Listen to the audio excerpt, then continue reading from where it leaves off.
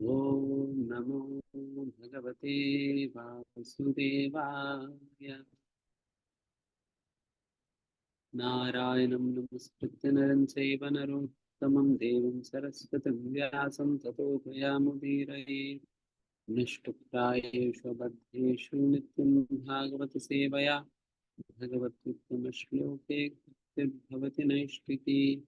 कृष्णाय वासुदेवाय देवकीनन्दनाय च नन्दगोपकुमाराय गोविन्दाय नमो नमः। ज्ञानतिमिरन्दस्य ज्ञानाञ्जनशलाकया चक्षुरुन्मिलितं येन तस्मै श्रीगुरवे नमः। श्रीचैतन्यमनोभीष्टं स्थापितं येन भूतले स्वयं रूपः तामसं ददाति स्वपदान्तिकं वन्देऽहं श्रीगुरुं श्रीयुतपदकमलं श्रीगुरुं वैष्णवांश्च श्रीरूपं सागरजातं सहगण रघुनाथान्वितं तं सजीवं साद्वैतं सावधूतं परिजनसहितं कृष्णचैतन्यदेवं श्रीराधा कृष्णपादान् सहगण ललिता श्रीविशाखान्वितांश्च हे कृष्णकरुणा सिन्धो दीनबन्धो जगत्पते गोपेश गोपिका कान्त राधा कान्त नमोऽस्तुते तप्तकाञ्चन गौराङ्गी राधे वृन्दावनेश्वरी वृषभानुसुते देवी प्रणमामि हरिप्रिये। वाञ्छाकल्पतरुभ्यश्च कृपा सिन्धुभ्येव च पतितानां पावनेभ्यो वैष्णवेभ्यो नमो नमः। श्रीकृष्ण चैतन्य प्रभु नित्यानंद श्री अद्वैत गदाधर श्रीवासादि गौरभक्तवृंद हरे कृष्ण कृष्ण कृष्ण हरे हरे हरे राम राम राम हरे हरे। नमो विष्णुपादाय कृष्णपृष्ठाय भूतले श्रीमते भक्तिवेदांत स्वामिनिति नामिने नमस्ते सारस्वती देवे गौरवाणी प्रचारिणे निर्विशेष शून्यवादी पाश्चात्य देश जय प्रभु।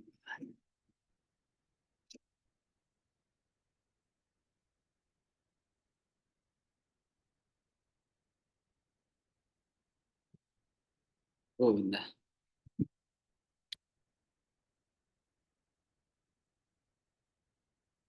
यस, क्या पढ़ रहे हैं? हरे कृष्ण प्रभु जी, धन्यवाद प्रणाम। प्रभु जी हम आज 2.2.17 से पढ़ेंगे। 217।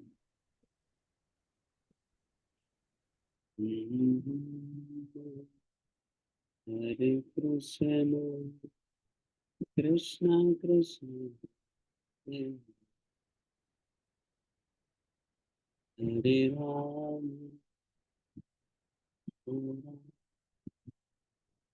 राम राम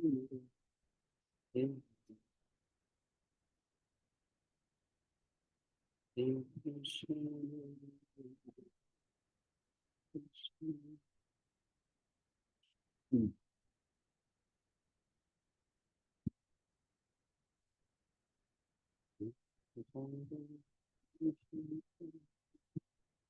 न यत्र कालो अनिमिषां परप्रभु कुतो नु देवा जगतां वैशिरे।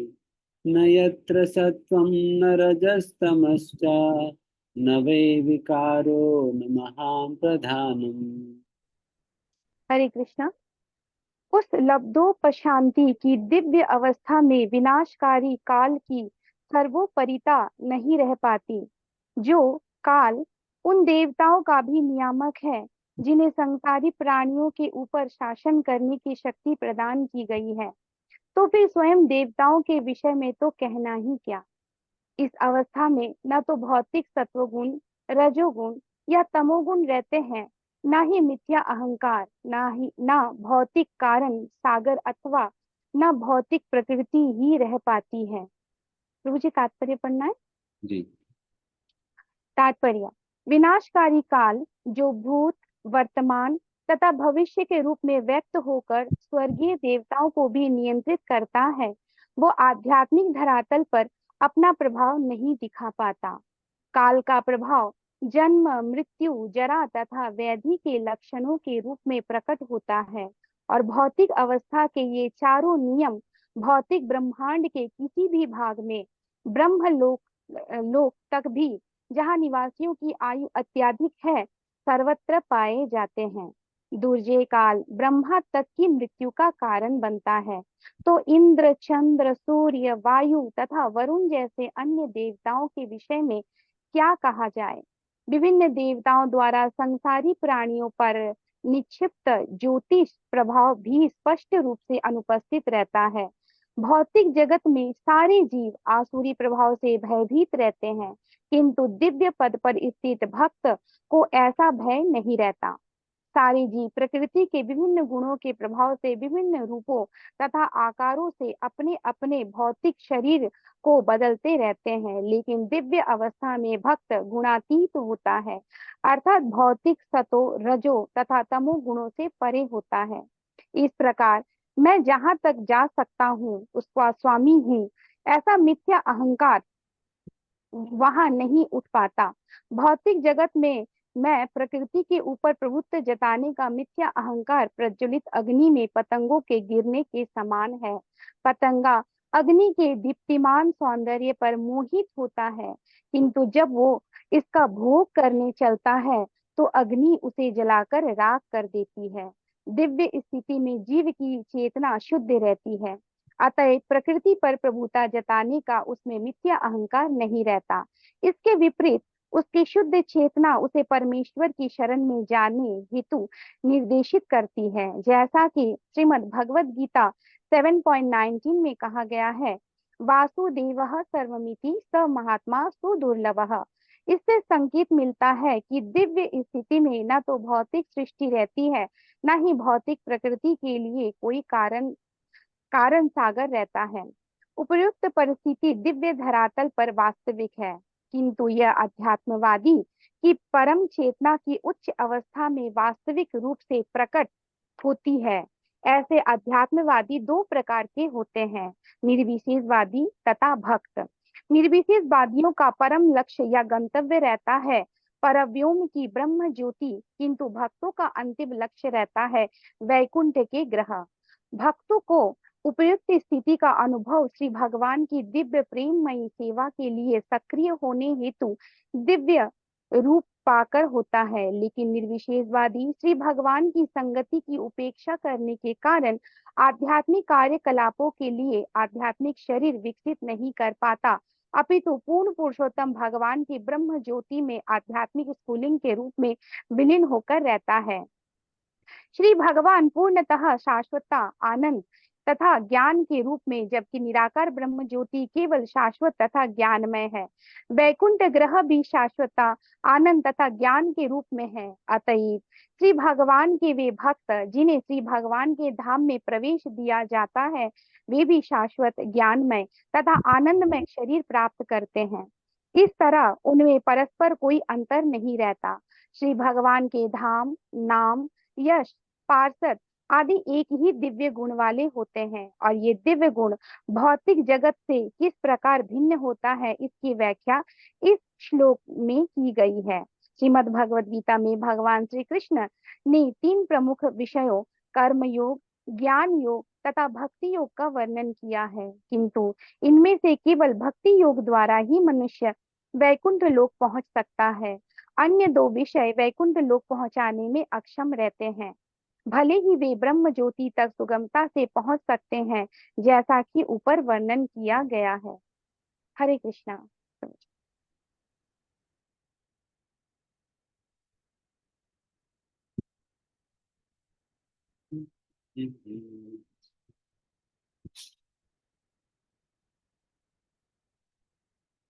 हाँ,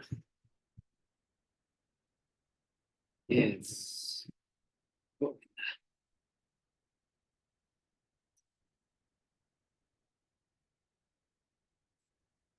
हाल इस तात्पर्य शुरुआत में श्रील प्रभुपाद जी काल के विषय में बात करते हैं।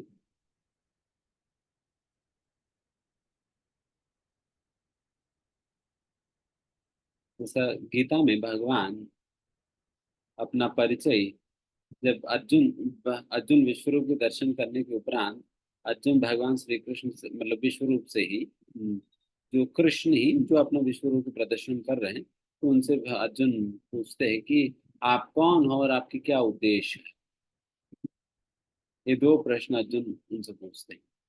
इसके समाधान भगवान श्री कृष्ण विश्व रूप की रूप में देते हैं कि कालोस्मि, मैं काल हूँ। एंड मेरा उद्देश्य क्या है? सभी लोगों का संहार करना।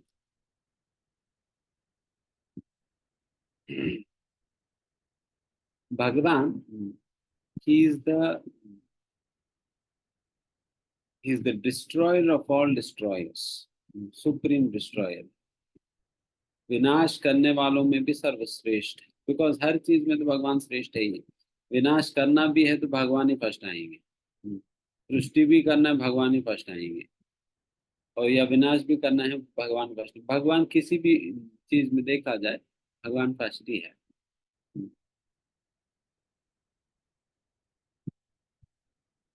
एक बार ऐसे ही कुछ हुआ तो मैं भूल गया, एग्जैक्ट पास मुझे याद नहीं आ रहा, बट वेगली मैं बताता हूँ। कोई भक्त बता रहा था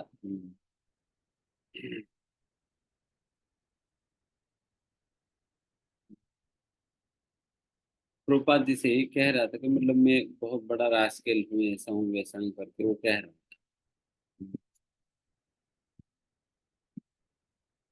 फिर प्रभुपाद जी कहते हैं कि but you cannot be better rascal than Krishna. सब सबसे बड़ा रास्कल तो कृष्ण ही है, उनसे बढ़कर तो नहीं बन पाओ। बिकॉज किसी भी रास्ते में देखिए कृष्ण ही फर्स्ट आएंगे। चाहे रास्कल भी बन है तो कृष्ण से बेहतर रास्कल तो कोई नहीं बन पाएगा। फिर प्रभुपाद जी शायद उसका ही उदाहरण शायद दिए थे। See how Krishna steals away the clothes of the gopis. गोपियों के वस्त्रों को कैसे अपहरण करके वो पेट में बैठ जाते हैं।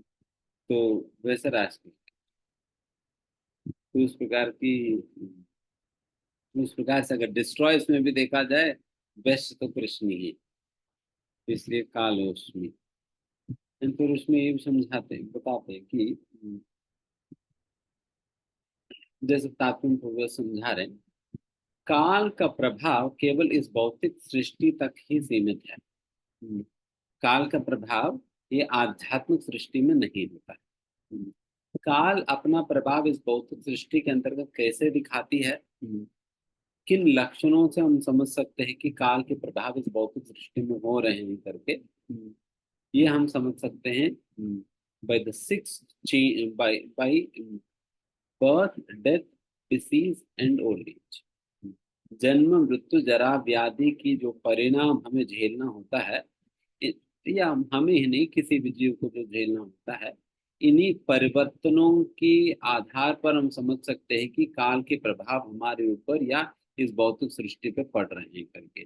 बिकॉज काल ही कारण, time is what makes, time is the cause of these changes. समय ही कारण बनता है इन सारा परिवर्तन। जो कोई भी परिवर्तन हम इस सृष्टि के अंतर्गत देखते हैं, उस आ, परिवर्तन के इम्पीटस कहो या इंस्पिरेशन कहो या इग्निशन कहो, वो काल से आता है। काल से आता है। अगर आप सोचो, अगर काल रुक जाए, अगर टेबल पे अगर एप्पल रखेंगे तो सड़ेगा क्या? If at all I am going to समो और अदर होल्ड टाइम, अगर समय को मैं पकड़ कर रख लूं, देन एप्पल सड़ेगा नहीं। एप्पल वैसे को वैसे रहेगा, सड़ेगा ही नहीं, तो काल बीत ही नहीं रहा। तो एप्पल के अंदर वो परिवर्तन आने का भी कारण कौन बन रहे हैं? काल। अगर बीज के रूप में जो पहले एप्पल एक फूल के रूप में पहले उगता है, फिर उसके बाद धीमे धीमे धीमे बड़ा हो जाता है, तो इस प्रकार के परिवर्तन का भी कारण काल ही है। तो हमारे अंदर भी जितने भी परिवर्तन हम देख रहे हैं,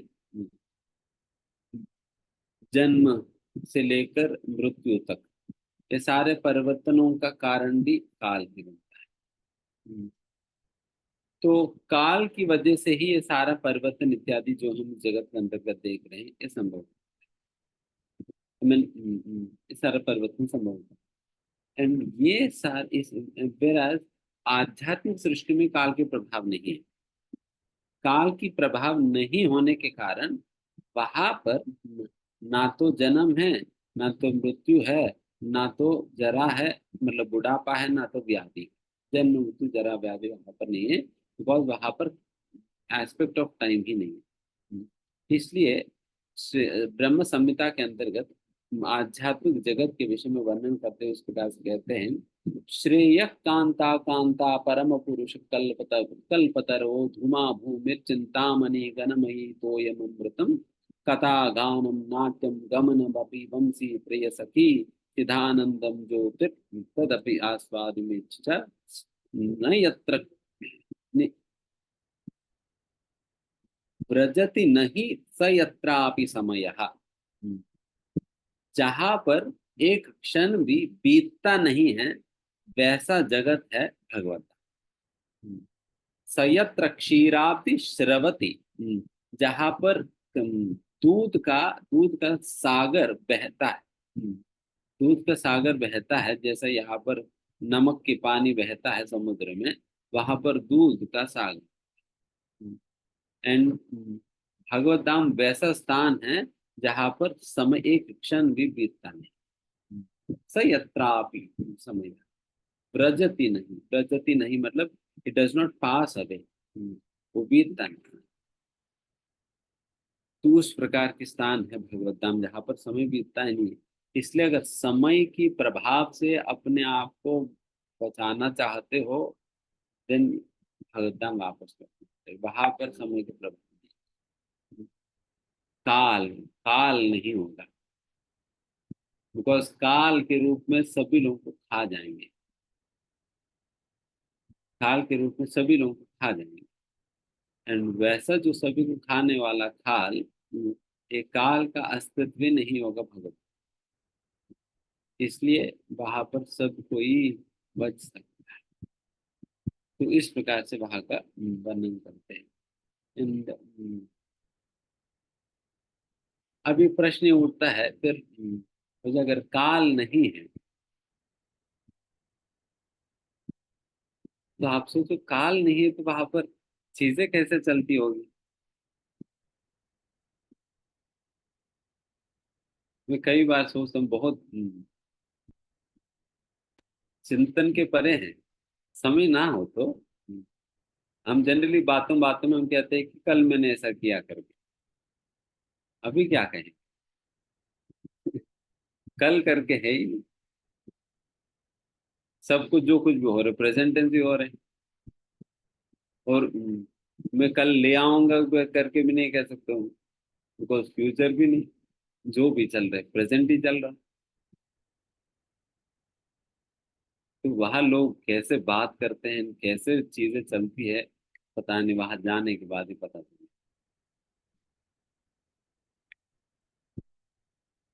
बियॉन्ड कॉन्सेप्शन, अचिंत्य। बट इसका मतलब ये भी नहीं है कि वहां पर रात नहीं होता है करके तो नहीं।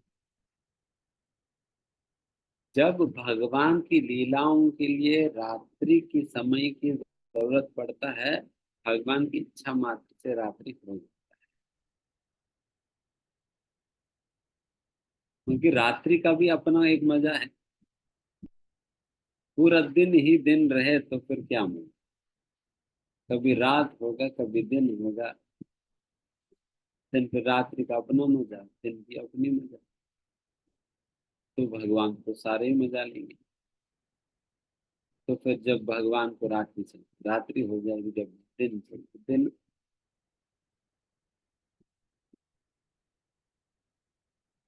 ऐसा हिरण्यकशिपु के समय होता था। हिरण्यकशिपु ऐसा जबरदस्त असुर है, उनकी जैसा असुर तो कोई और नहीं, उतना शक्तिशाली तो कोई नहीं। बाद में बाकी रावण इत्यादि लोग तो आए थे, बट हिरण्यकशिपु जितना पावरफुल थे उतना पावरफुल रावण भी नहीं थे। बिकॉज हिरण्यकशिपु की इच्छा मात्र से दिन रात बदलते थे, मौसम बदल जाता था। जब वो चाहे, अगर समर में चाहे बारिश हो जाए, बारिश होना ही है। अगर उनको बारिश में भीगने की मन हो रहे, मूड आ गया, देन फिर बारिश होना ही है। इंद्रिय नहीं गा रही आए अभी थोड़ी समय है, बारिश का मौसम थोड़ी है, ऐसा नहीं कह सकते, बारिश होना ही है। उस प्रकार की जबरदस्त कंट्रोल, लगभग भगवान की जैसा कंट्रोल करने में। ठीक है, एनीवेज, तो वैसा भगवत धाम में होता है।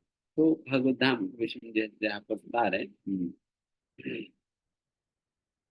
ट्रांसेंडेंटल प्लेन, डिवास्टेटिंग टाइम, मतलब ये जो काल का प्रभाव अस्तित्व, ये ट्रांसेंडेंटल प्लेन मतलब आध्यात्मिक दृष्टि में नहीं होता है।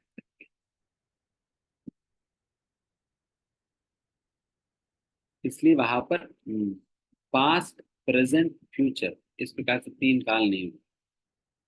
देन इसका मतलब ये हुआ ना, अभी जस्ट मैं उसको बताऊंगी। अगर पास्ट, प्रेजेंट, पास्ट, फ्यूचर नहीं है, देन हमारा मन भी भटकेगा नहीं बाहर। कि हमारा मन अभी इसलिए भटक रहे हैं बिकॉज एक पास्ट टेंस है, एक फ्यूचर टेंस है एंड एक प्रेजेंट टेंस। तीन डिफरेंट डिफरेंट काल है। तो इसलिए मन कभी पास्ट टेंस में चले जाएगी, हम्म, या कभी फ्यूचर में चले जाएगी, कभी प्रेजेंट में रहेगी। बट अगर ये पास्ट फ्यूचर ही नहीं है, देन कहाँ जाएगी मन? देन पूरा ध्यान आपको प्रेजेंट टेंस में रहेगा। तो प्रेजेंट, तो इसलिए वहां पर डेफिनेटली ध्यान नहीं लगना, मन भटकना, ये सारे बातें तो वहां नहीं होंगी, बिकॉज वहां पर पास्ट एंड फ्यूचर है ही नहीं, सब कुछ प्रेजेंट टेंस ही है। And then you will be conscious of your surroundings. इसलिए प्रभुपाद जी कहते थे, first be conscious and then Krishna conscious. पहले सचेत तो बनूं, उसके बाद कृष्ण चेतना आएगी। लोग कई बार इतने खोए हुए होते हैं, वो सचेत ही नहीं रह पाते। सचेत नहीं रह पाते कहीं। दिन की समय लाइट ऑन किया हुआ है, वो वहीं से गुजरेगा, उनको ध्यान ही नहीं जाएगी लाइट जला हुआ है करके, उनको ध्यान नहीं जाएगा। तो इसको कहा जाता है being unconscious, being unconscious of surrounding. कहीं पानी बह रहा है, व्यक्ति कानों में आवाज तो आ रहे हैं, टप टप टप टप करके आवाज आ रहे हैं, बट सचेत नहीं है। वो महाराज वो घूम रहे कहीं आसमान में, तो जमीन पर नहीं है। तो उनको समझ नहीं आएगी कान में कहाँ पानी टपक रहा है, कुछ है। तो ये सारा अनकॉन्शियसनेस, रादर व्यक्ति मतलब जो कृष्ण भावनामृत होता है, वो first of all present tense में जीना सीखना होता है। प्रेजेंट, अपना दिमाग प्रेजेंट पे होना। आप जितना प्रेजेंट में जिएंगे, उतना ही ध्यान आपका लगेगा, उतना ही ध्यान आपका लगेगा। आप जितना पास्ट टेंस में, फ्यूचर में जाओगे, उतना ध्यान तुम्हारा इधर उधर बढ़ेगा। सो लिव द मोमेंट, अभी का क्षण जियो। हम जो क्षण बीत गया उसमें जीने का प्रयास करते हैं, जो क्षण आने वाली है उसमें जाने का प्रयास करते हैं। बल्कि अभी जो क्षण तुम्हारे पास है, उस क्षण में जीना सीखने का, this is what is called सचेत, बीइंग कॉन्शियस। एंड इस प्रकार सचेत होने के दिन पर कृष्ण कॉन्शियस नेक्स्ट स्टेप में। एंड फिर यहाँ पे पता चलिए काल के प्रभाव इस भौतिक सृष्टि में हर जगह ही पाया जाता है, चाहे ब्रह्मलोक में भी जाओ, वहां पर भी काल का प्रभाव है।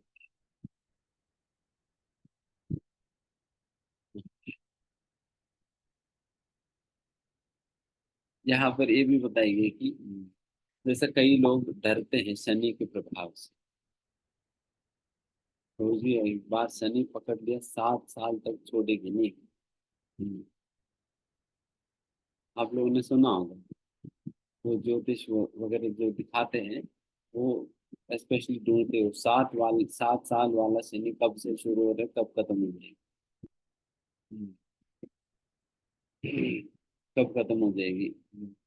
यहाँ पर बता रहे हैं कि एक भक्त जो कि दिव्य स्तर में पहुंच चुका है, उनको इस प्रकार की शनि वनि के विषय में चिंता करने का ही जरूरत, चिंता करनी चाहिए।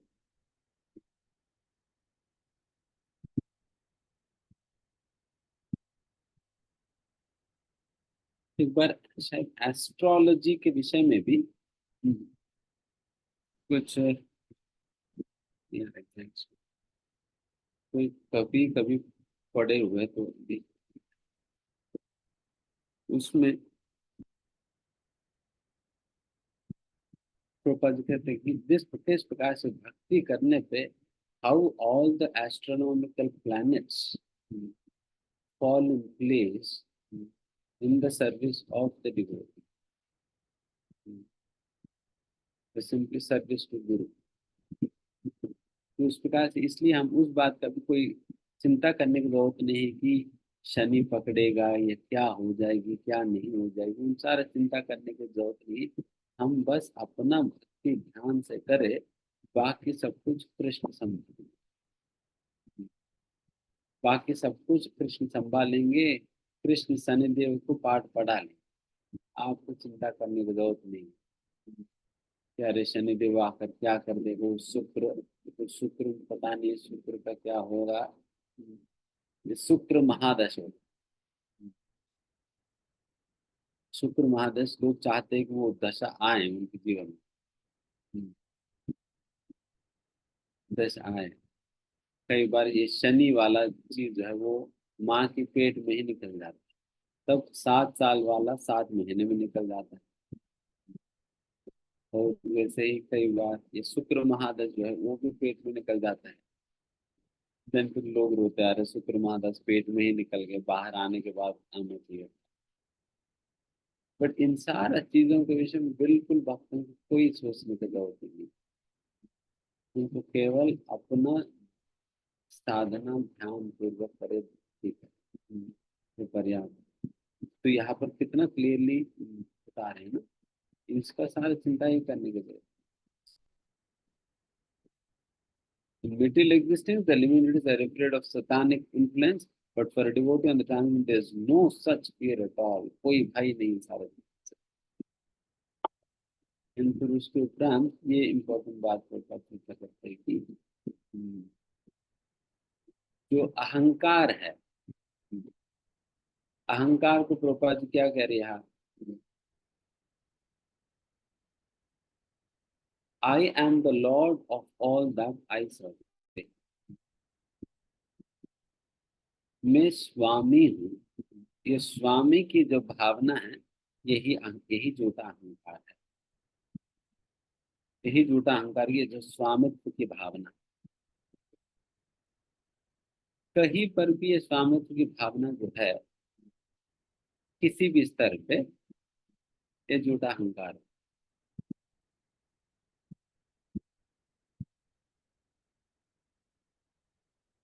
एक गुरु को भी, यहाँ तक भी गुरु को भी ये नहीं मानना चाहिए मैं उनकी स्वामी हूँ। एक प्रामाणिक गुरु भी ये नहीं सोचते कि मैं इन शिष्यों का स्वामी मैं हूँ करके नहीं सोचता। रादर एक गुरु को ऐसा सोचनी चाहिए कि serving his disciples, serving his disciples. इसलिए कई बार मुझे आश्चर्य लगता है जब गुरु महाराज जी मुझे बुला, मतलब मुझे संबोधन करते ही या कहीं मीटिंग में, कभी ये नहीं कहते वेदांत चेतन दास, नहीं कहते वेदांत चेतन प्रभु नहीं कहते। हालांकि गुरु संबोधित कर रहे हैं, मतलब उन लोगों की भावना देखिए, हमारे बड़पने पर उन लोगों की भावना देखिए। हालांकि वे गुरु है, उनके लिए तो हम सभी सेवक हैं, वास्तविकता में ही सेवक है, शिष्य है उनकी तो, suppose to serve, but still they calling us प्रभु। राधा स्वामी महाराज भी देखिए, every time he refers anybody he ensures कि प्रभु करके बुलाए। बट कई बार आजकल हम देख रहे कई सिने डिवोटीज के नाम पे लोग एक दूसरे को बुलाते हैं प्रभु के बिना ही बुलाते, प्रभु के बिना बुलाते।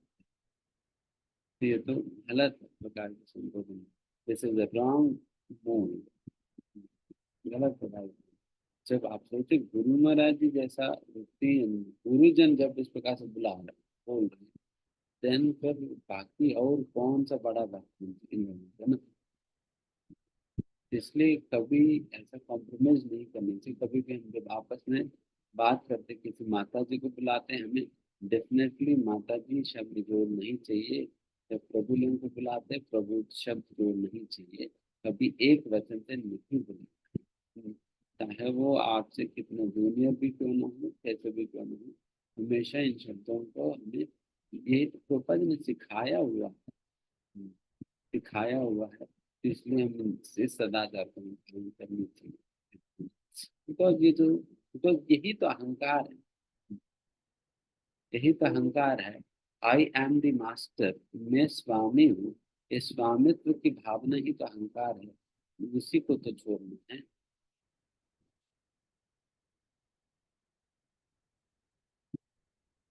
उसी को छोड़ना चाहिए।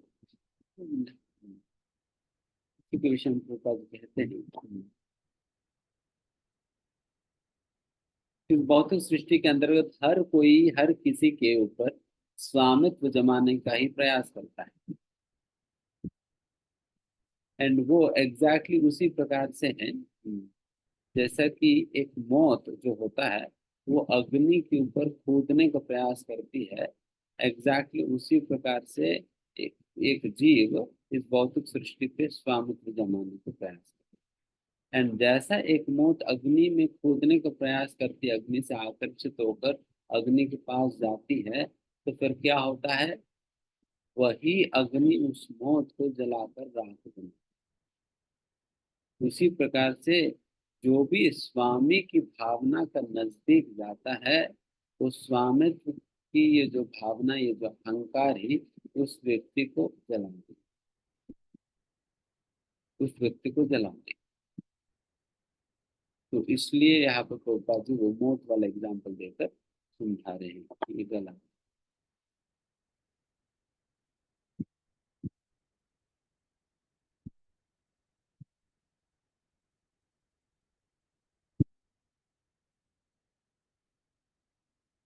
तो जैसा एक व्यक्ति ज्ञान में आगे बढ़ने लगता है, आध्यात्मिक जब आगे आगे बढ़ने लगता है, then फिर धीमे धीमे क्या होने लगता है, फिर व्यक्ति ये बात समझने लगता है कि वासुदेव सर्वम इति, बहुनाम जन्मनाम ज्ञानवान नाम, वासुदेव सर्वम इति, वासुदेव ही सब कुछ है, अपना जीवन के सर्वस्व है, सर्वस्व करके वो मानने लगता है जैसे जैसे वो भक्ति में प्रगति करने लगता है।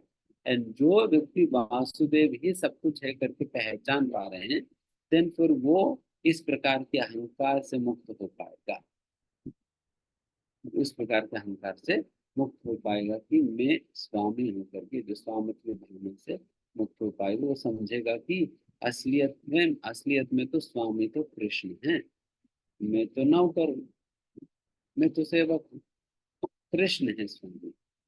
इसलिए बताया जाता है एकले ईश्वरे कृष्ण आर सब वृत्ति, एक ही ईश्वर है कृष्ण, एंड बाकी सभी कौन है, सभी कृष्ण के सेवक। चाहे ब्रह्मा जी हो, चाहे कोई भी क्यों न हो, वे सभी कृष्ण का ही सेवा कर, बस और कुछ नहीं।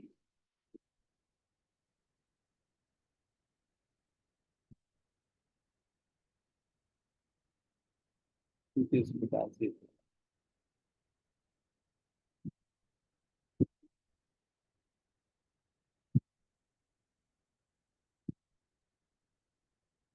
वैसे यहाँ पर प्रोपा जी लास्ट में ये भी बात कहते हैं कि जो भगवान के धाम, भगवान के नाम, भगवान की ख्याति और भगवान के सगे संबंधी और भगवान के संबंधित वस्तुएं, ये सभी के सभी दिव्य है अपने आप में, ये सभी के सभी अपने आप में दिव्य है।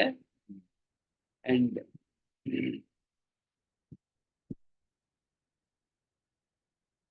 दिव्य होने का क्या मतलब इस श्लोका में बताए जा रहे हैं। दिव्य का ये मतलब होता है सत्व रजो और तमो गुण के प्रभाव से परे। सत्व रजो और तमो गुण के प्रभाव से परे होने को ही दिव्य कहा जाता है। अगर कभी किसी चीज को हम दिव्य कहते हैं, मान लीजिए कि भगवान की जन्म दिव्य है। भगवान के जन्म दिव्य होने का क्या मतलब हुआ? भगवान का जन्म तीन गुणों के अंतर्गत नहीं होता, ना तो सात्विक, ना तो राजसिक, ना तो तामसिक होता है, बल्कि भगवान का जन्म दिव्य होता है। इसका मतलब ये होता है कि भगवान का जन्म ना सत्व सात्विक कर्मों की वजह से संभव हो पाया, ना राजसिक कर्मों की वजह से, ना तामसिक कर्मों की वजह से, बल्कि भगवान का जन्म का कारण तो कोई कर्म बन ही नहीं सकता, बल्कि भगवान का जन्म का कारण अपने ही अंतरंगा शक्ति है। संभवामि आत्म माया। अपने अंतरंग शक्ति की कारण से भगवान जन्म लेते हैं, ना कि इन सारे कारणों से तो नहीं। तो इस प्रकार से समझ। नेक्स्ट श्लोक। परम पदम वैष्णवं मामनन्ति तद् यन्नेति नेतेति यतत्मुत्सिष्ठवः विश्वजदोरात्मयनन्य सुहृदा हृदोपगुप्यार्ह पदम पदे पदे।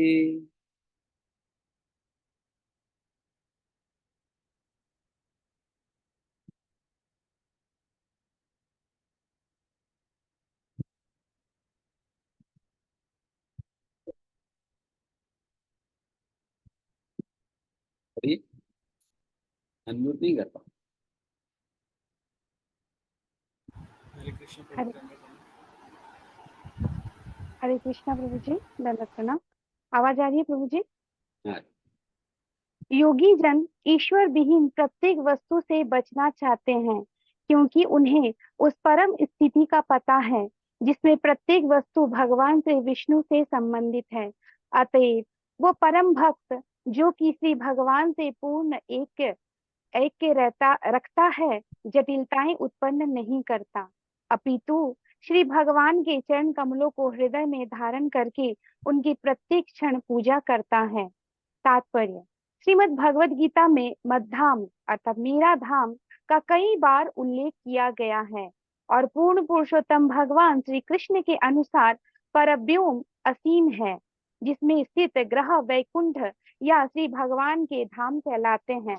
उस व्योम पर जो भौतिक आकाश से तथा इसके सात आवरणों से बहुत दूरी पर है, वह ना तो सूर्य या चांद की आवश्यकता है, ना ही प्रकाश के लिए बिजली की, क्योंकि ये ग्रह स्वयं प्रकाशित है और भौतिक सूर्यों से अधिक तेजस्वी है। श्री भगवान के शुद्ध भक्तों का श्री भगवान के साथ पूर्ण रूप से मेल होता है, अथवा दूसरे शब्दों में वे श्री भगवान को अपने एकमात्र विश्वस्त मित्र तथा सुहृद मानकर सदैव श्री भगवान के विषय में सोचते हैं।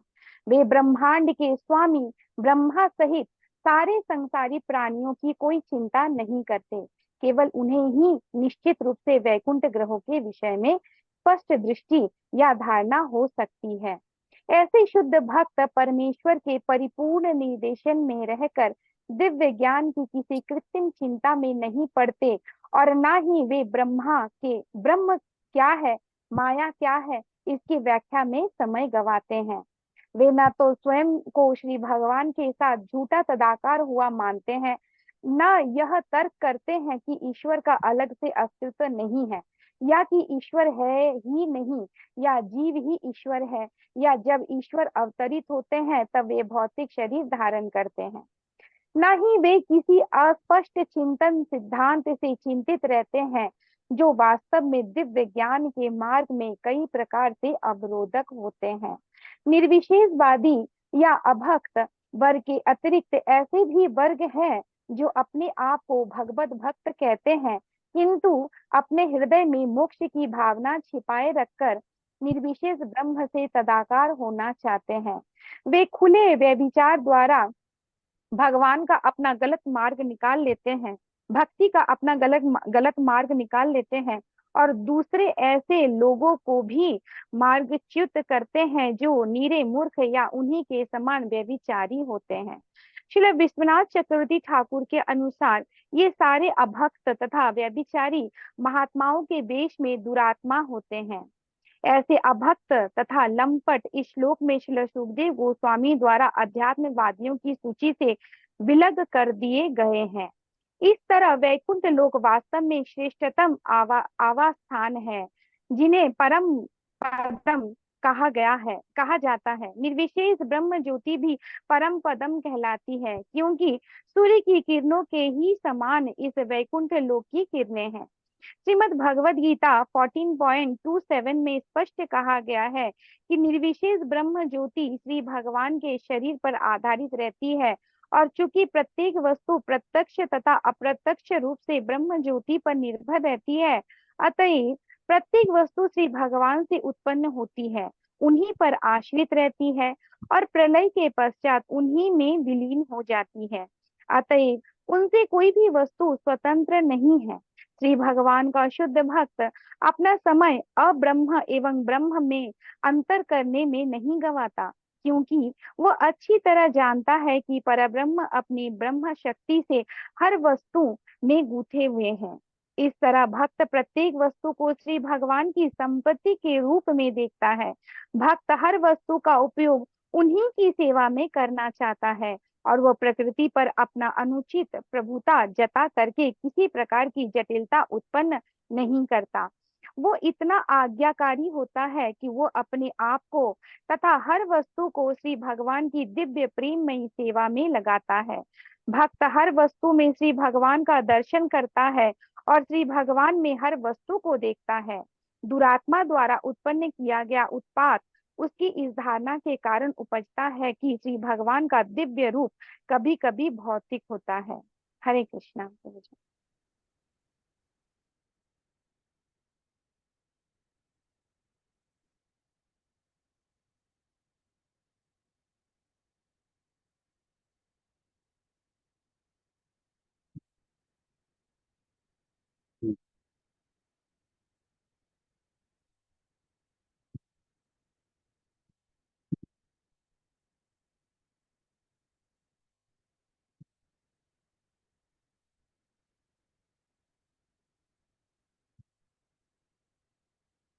कुछ आध्यात्मवादी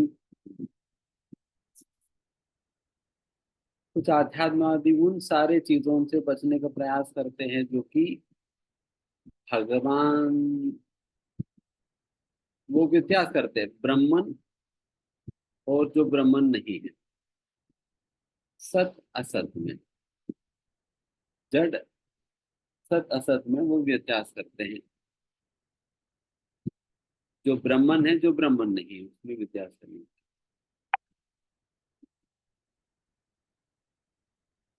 तो इस प्रकार से करने के प्रयास में वे लोग कई बार परप्लेक्स हो जाते हैं, चिंतित हो जाते हैं, विचलित हो जाते हैं। क्या चीज ब्राह्मण में आएगी क्या नहीं आएगी, इस प्रकार के निर्धारित करने में एंड आपस में झगड़ते रहते। वो कोई कहता है अरे ये तो ब्राह्मण है, कोई कहता है अरे ये तो ब्राह्मण नहीं है। तो उस प्रकार से लोग झगड़ते रहते हैं। बट भक्तों की इस प्रकार की झगड़ा करने की जरूरत नहीं है। क्यों? क्योंकि जैसे यहाँ पर बताए जा रहे हैं, क्योंकि हमारे केस में तो हम हर एक वस्तु को कृष्ण का ही वस्तु के रूप में हम देखते हैं।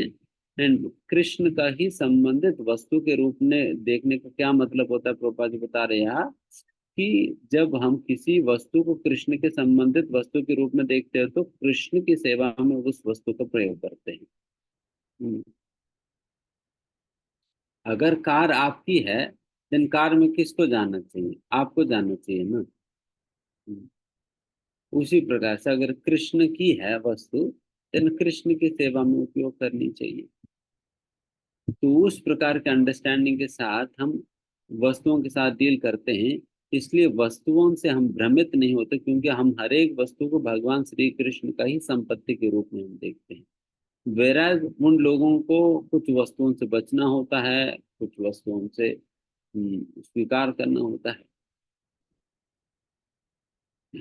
जैसा प्रभुपाद जी से एक भक्त आकर प्रभुपाद जी से कहा, प्रभुपाद जी एक सन्यासी है, वो मतलब ऐसा वैरागी है, वो पैसा को छूते तक भी नहीं है। हम्म, छूता ही नहीं है वो पैसा। और कोई पैसा लाता है तो महाराज वो सन्यासी कहता है कि मैं पैसा नहीं छूता हूँ, और वही रख देना, मैं नहीं छूऊंगा। कितना बड़ा वैरागी। देन प्रभुपाद जी कहते हैं, ये जो भी पैसा है ना, इस दुनिया की सारा पैसा मुझे दे दो, मैं सब कुछ छू लूंगा। एंड लेकर कृष्ण की सेवा में भी लगा दो। तो आपको समझ आ रहे इस श्लोका को, इस पास्ट टाइम के आधार पर मैं सब कुछ छू लूंगा एंड फिर सब कुछ कृष्ण की सेवा में लगा दो। क्यों? प्रभुपाद जी सारे धन का मालिक के रूप में कृष्ण को देख रहे हैं। जो यहाँ पर बता रहे हैं ना, सेकंड सेंटेंस क्या बता रहे हैं, in which everything is related with the supreme lord Vishnu. हर वस्तु ही कृष्ण के साथ, कृष्ण से संबंधित है। तो पैसा भी किनका है? कृष्ण की है। कृष्ण की पैसा है तो कृष्ण की सेवा में लगाओ। तुम चॉकलेट क्यों खरीद के खा रहे? हम्म, कृष्ण की है ना पैसा, कृष्ण को दे दो। बीच में तुम क्यों आ रहे? तो ऐसा। बट ये लोग सोचते हैं कि ये लोग ब्राह्मण क्या है, ब्राह्मण क्या नहीं है, तो इसकी व्यत्यास करने में ही उनका जीवन निकल जाता है। फिर इस प्रकार से यहाँ पर बताया, therefore pure devote in absolute harmony with the lord does not create perplexities. इस प्रकार से बिल्कुल भगवान का अनुगत होकर जीवन जीता है। तो जो शुद्ध भक्त होता है, भगवान के बिल्कुल अनुगत होकर जीता है, हर परिस्थिति में वो भगवान के अनुगत होकर जीवन जीता है। तो इसलिए भगवान के अनुगत होकर हम कैसे जीवन जी सकते हैं? जो भी शास्त्रों में नीति नियम भगवान ने दिया है, उन नियमों के अनुसार अपना जीवन जीते हैं, देन उस प्रकार का जीवन ही भगवान का अनुगत होकर जीवन जीना होता है। बिकॉज भगवान क्या चाहते हैं हमसे, भगवान ने ऑलरेडी शास्त्रों में दे दिया हुआ है। अनेक नियमों के रूप में, इंस्ट्रक्शंस के रूप में भगवान ने दे दिया हुआ है। जब उन नियमों के अनुसार, उस इंस्ट्रक्शंस के अनुसार हम जीते हैं, तो इसका मतलब भगवान की इच्छा के अनुसार जी रहे हैं। इसका मतलब भगवान के अनुगत होकर जी रहे हैं। तो इस प्रकार से शास्त्रों के नियमों का पालन करने के माध्यम से भगवान के अनुगत होकर आप जी सकेंगे, मतलब इन एब्सोल्यूट हार्मनी आप जी पाएंगे। एंड फिर कहते हैं कि इस प्रकार से वो अपने, उनके जीवन में कभी भी कोई किसी प्रकार की समस्या नहीं आएगी। And worship the lotus feet of the lord at every moment, taking them to his heart. वो हर क्षण ही भगवान श्री कृष्ण के चरण कमलों का अम, आ, पूजा उपासना में लगता है। पूजा उपासना में वो हर क्षण ही लगता है।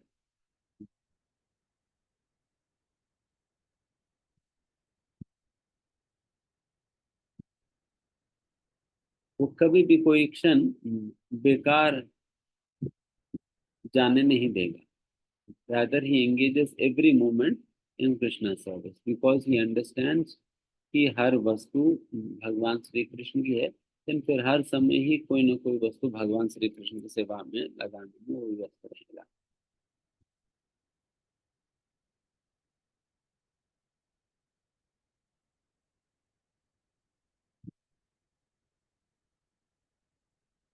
इसलिए जैसे यहाँ पर बता रहे हैं, अगर भगवान श्री कृष्ण की कहने के अनुसार जीवन जिए, then we do not create any artificial perplexity in the matter of transcendental understanding। then हमारे दिमाग कभी खराब नहीं होगा कि क्या सत्य है क्या झूठ है, इसको समझने में हमारे दिमाग कभी कभी खराब नहीं होगा। तो हमारा समय भी बर्बाद नहीं जाएगी। तो इस प्रकार से हम शुद्ध भक्त कभी अपना समय को बर्बाद नहीं गमाएगा, बल्कि वास्तविकता में कृष्ण की सेवा में अपने सर्वस्व को समर्पित करेगा। तो इस प्रकार से श्लोका में वर्णन किया जा रहा है। तो आगे बढ़ते हैं। इत्थं मुनिस्तु परमेत्य व्यवस्थितो विज्ञानदृग्बीजसुरन्दिताशय स्वपार्शिना पार्शिनापि जगुदं ततो नीलं स्तनेषु सत्सुन्नम मयेजितक्लमः।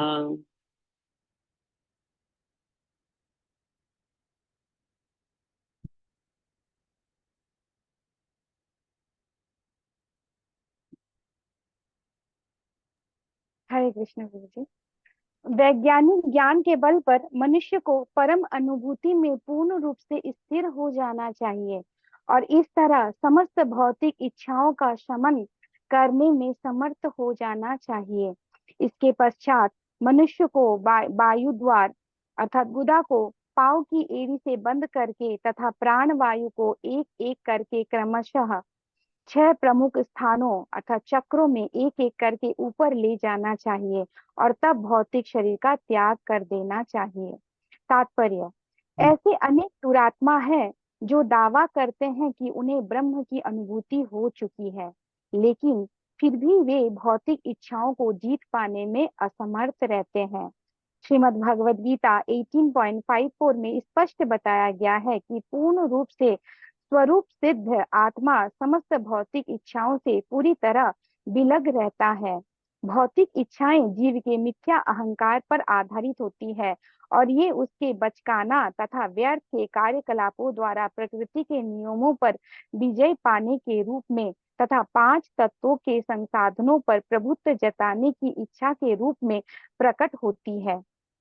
ऐसी मनोवृत्ति होने पर मनुष्य को भौतिक विज्ञान की शक्ति पर विश्वास हो जाता है, जिसमें परमाणु ऊर्जा की खोज तथा यांत्रिक यानों द्वारा अंतरिक्ष यात्रा सम्मिलित है और भौतिक विज्ञान की ऐसी क्षुद्र उपलब्धियों के द्वारा छद्म अहंकारवादी उन परमेश्वर की भी शक्ति को चुनौती देने का प्रयत्न करता है, जो क्षण भर से भी कम समय में मनुष्य के इन सारे क्षुद्र प्रयासों को समाप्त कर सकते हैं। सुस्थित आत्मा या ब्रह्म सिद्ध आत्मा अच्छी तरह समझता है कि परम ब्रह्म या श्री भगवान ही सर्वशक्तिमान वासुदेव है और वह स्वरूप सिद्ध जीव परम पूर्ण का ही अंश है। इस तरह उसकी स्वाभाविक स्थिति सेवक तथा सेव्य के दिव्य संबंध के रूप में श्री भगवान के साथ सहयोग करने की है। ऐसा स्वरूप सिद्ध जीव भौतिक प्रकृति पर प्रभुत्व जताने के अपने व्यर्थ के कार्यकलाप को प्रदर्शित करना बंद कर देता है। वैज्ञानिक विधि से अच्छी तरह परिचित होने के कारण वो श्री भगवान की श्रद्धापूर्ण भक्ति में पूरी तरह जुट जाता है। सक्षम योगी जिसमें योग पद्धति की स्वीकृति विधि द्वारा प्राण वायु को भली भांति नियंत्रित करने का अभ्यास कर लिया है, उसे इस प्रकार देह त्याग करने की सलाह दी जाती है। उसे गुदा द्वार को अपने पैर की एड़ी से बंद कर देना चाहिए और तब प्राण वायु को क्रमशः 6 स्थानों या चक्रों में ऊपर उठाना चाहिए। ये स्थान है नाभि, उदर, हृदय, वक्षस्थल, तालु, भौएं तथा ब्रह्मरंध्र। स्वीकृत योग विधि द्वारा प्राण वायु को नियंत्रित करना यांत्रिक विधि है और यह विधि आध्यात्मिक पूर्णता प्राप्त करने हेतु न्यूनाधिक एक तरह का भौतिक प्रयास है। प्राचीन काल में ऐसा अभ्यास अध्यात्मवादी के लिए बहुत सामान्य बात होती थी, क्योंकि उन दिनों जीवन तथा चरित्र शैली अनुकूल थी। किंतु वर्तमान समय में जब कलयुग का प्रभाव इतना विचलित करने वाला बन गया है, तो लगभग प्रत्येक व्यक्ति इस शारीरिक व्यायाम की कला में निपुण नहीं होता है। इन दिनों श्री भगवान के पवित्र नाम का कीर्तन करके मन की एकाग्रता सरलता से प्राप्त की जा सकती है। इस तरह प्राप्त फल प्राण वायु के भीतरी अभ्यास द्वारा प्राप्त होने वाले फल से अधिक प्रभावशाली होते हैं। हरे कृष्ण प्रभु जी। यहाँ पर योग विधियों के द्वारा मुक्ति पाने की तरीका के विषय में समझा रहे हैं किस प्रकार से एक व्यक्ति प्राणवायु को धीमे धीमे अपने शरीर में ऊंचे ऊंचे स्तरों पर ले जाकर फिर अल्टीमेटली ब्रह्मरंध्र से प्राण वायु को बाहर जाने के लिए अनुमति देता है। एक योग के अंतर्गत सिद्धि होता है कि व्यक्ति इच्छा मृत्यु शक्ति को प्राप्त करता है, इच्छा मृत्यु की सिद्धि प्राप्त करता है। वो जब चाहे तब मर सकता है। एंड फिर उस प्रकार की सिद्धि के कारण और प्राणायाम की सहायता से वो व्यक्ति अपना आयु को बढ़ा लेता है।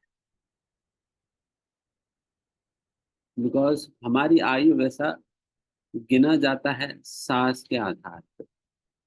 मतलब हर एक व्यक्ति को नियमित सांस दिया जाता है, ठीक है, तुम 5 करोड़ 51 सांस आप अपना जीवन में ले सकते।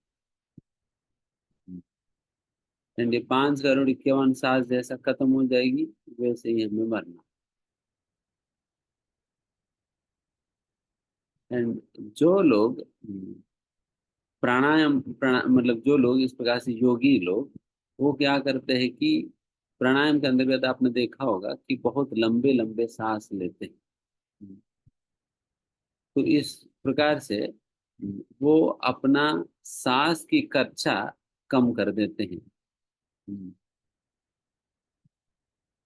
सांस को खर्च करना वो कम कर देते हैं, जिसकी वजह से सांस को बचा बचा बचा कर फिर कई साल तक वो एक्स्ट्रा जीने लगे। बट जो लोग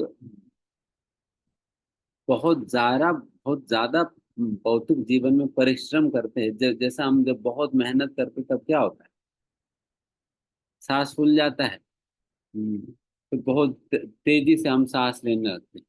देन उस समय सारा सांस खर्च हो जा रहा है, सारा सांस खर्च हो जा रहा है। व्यक्ति इतना सारा मेहनत करके अपना आयु को बढ़ाने का प्रयास करता है, मतलब डॉक्टर को पैसा देता है, ये करता है वो करता है, बट अल्टीमेटली सांस फूल जाने के कारण सांस खर्च हो जा रहा है उल्टा। देन फिर सांस खर्च हो गया तो फिर जल्दी मर जाएंगे। तो वैसा हो जाता है। तो इसलिए भक्तों की समस्या नहीं है। आप ऐसे कि मत कहो गुरु जी इतना मेहनत वाले सेवा मत तो हमारा सांस फूल जाएगी तो आयु कम हो जाएगी।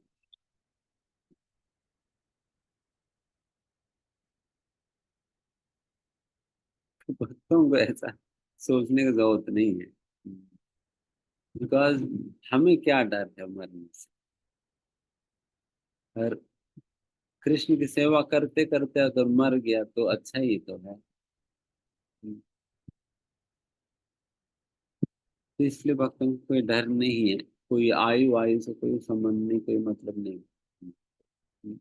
जब मरने कृष्ण बुलाए चले जाएंगे, और जब तक रोकेंगे तब तक रहेंगे, तब तक सेवा करेंगे। आज बुला लिया तो आज ही चले जाएंगे। तो वक्त तो हमेशा तैयार है जाने के।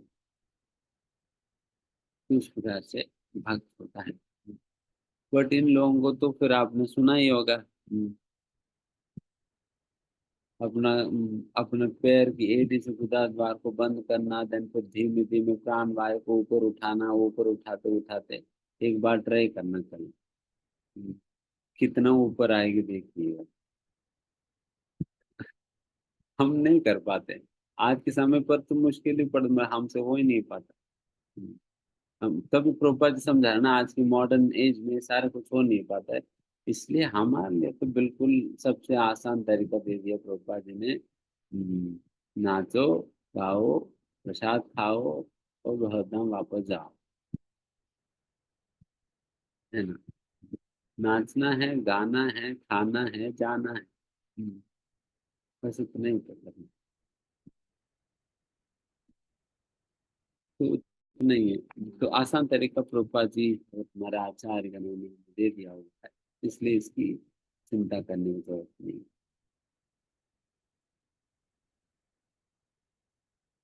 यहाँ पर प्रभुपाद जी इस तात्पर्य की शुरुआत में प्रभुपाद जी बात कहते हैं, कई ऐसा दुरात्माएं हैं जो ऐसा क्लेम करते हैं कि वो ब्रह्म साक्षात्कार को प्राप्त कर चुका है, बट ये भी तो देखा जाता है कि वो हम्म, अपनी भौतिक इच्छाओं तक भी वो नियंत्रित नहीं कर पाए, भौतिक इच्छाओं को भी नियंत्रित नहीं कर, उस प्रकार की स्थिति है।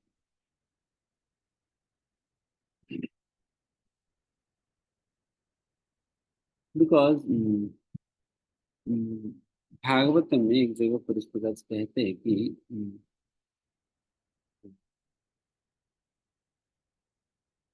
ये अन्य अरविंदाक्ष विमुक्त मानिनः, ये जो ब्रह्म ज्योति के उपासक वो सोचते हैं कि विमुक्ति मानिना, वो मानते हैं कि वो मुक्त हो गया, बट असलियत में होते नहीं। आप सोचो कि मैं मानता हूं कि मैं मुक्त हो गया, देन फिर मैं तो ब्रह्म में रहूंगा। वो लोग मानते हैं कि वो मुक्त हो गए, बट असलियत में मुक्त नहीं होते हैं। क्यों? अविशुद्ध बुद्धयः, बिकॉज उनकी बुद्धि जो है अशुद्ध ही रह जाता है। अशुद्ध रह जाने का मतलब ये हुआ, उनकी भौतिक इच्छाएं खत्म नहीं होती है, भौतिक इच्छाएं रह जाती है। उन भौतिक इच्छाएं रह जाने के कारण उनकी बुद्धि को अविशुद्ध बुद्धयः कहा गया है।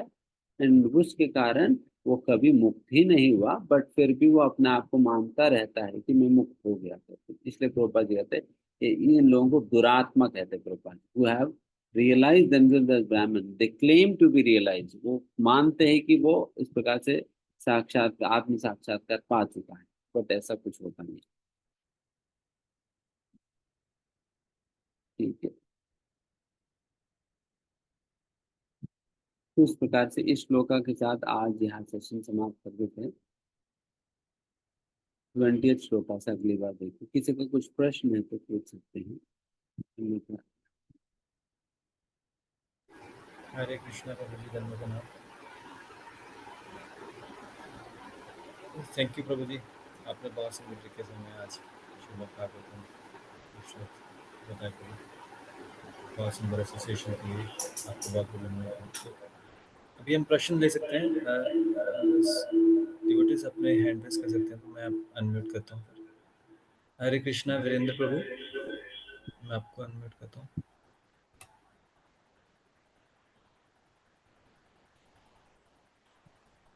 हरे कृष्णा प्रभु जी। प्रभु जी, आपने काल के बारे में जो बताया है ना, तो गीता में भगवान ने कहा मैं बड़ा हुआ काल हूँ, में तो काल क्या भगवान से अलग है क्या?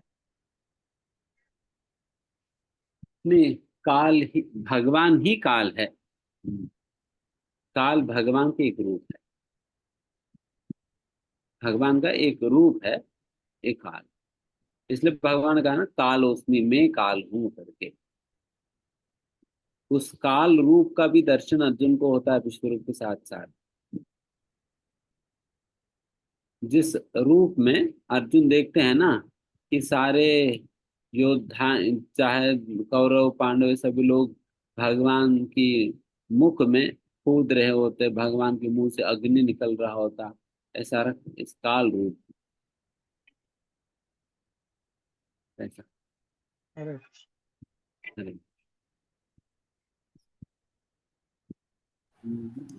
हरे कृष्णा देवकी माता जी।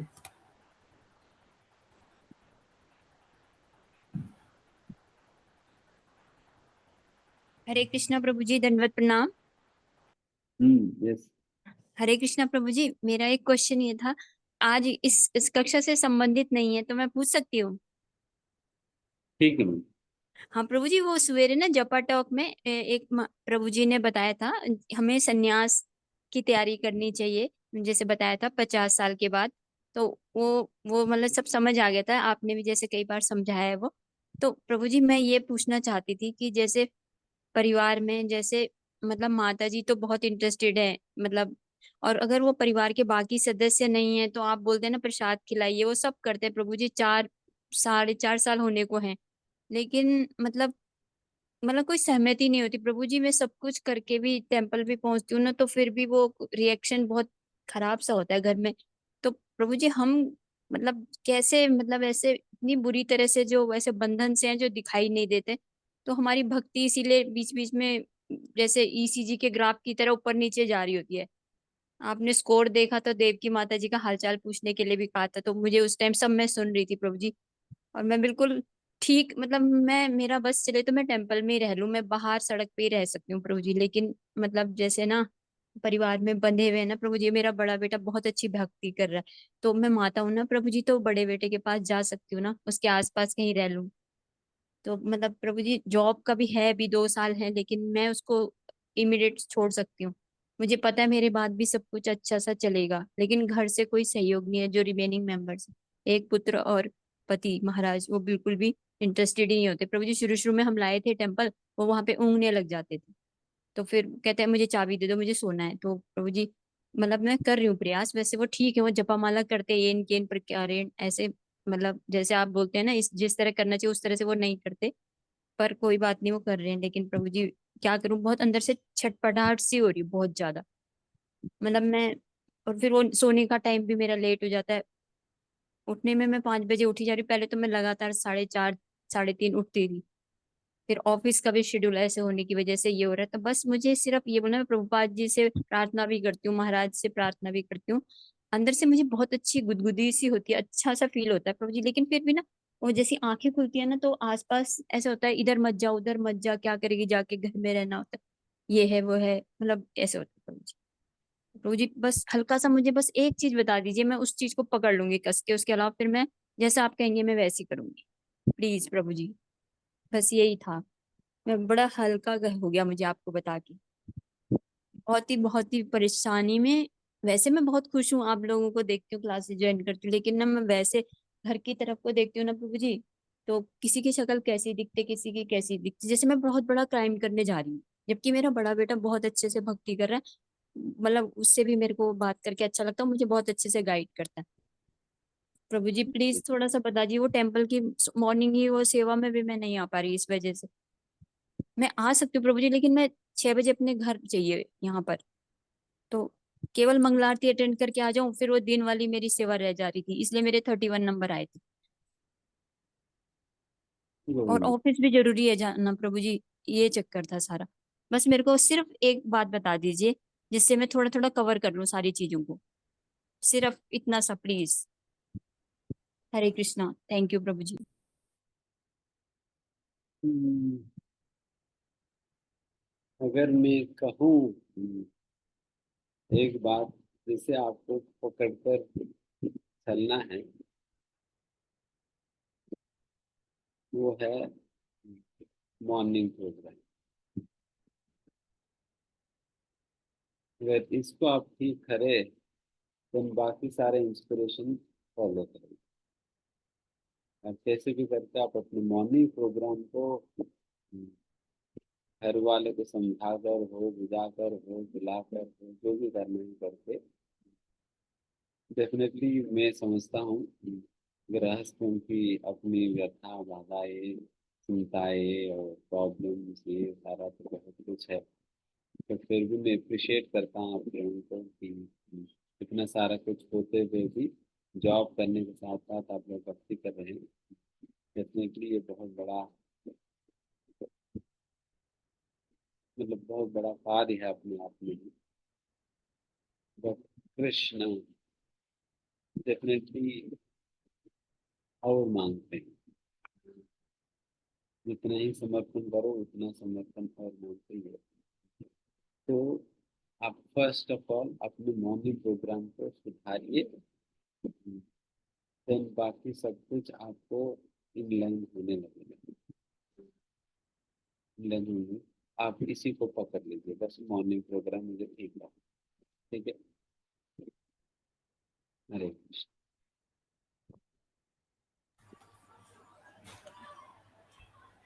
हरे कृष्ण। हरे कृष्ण।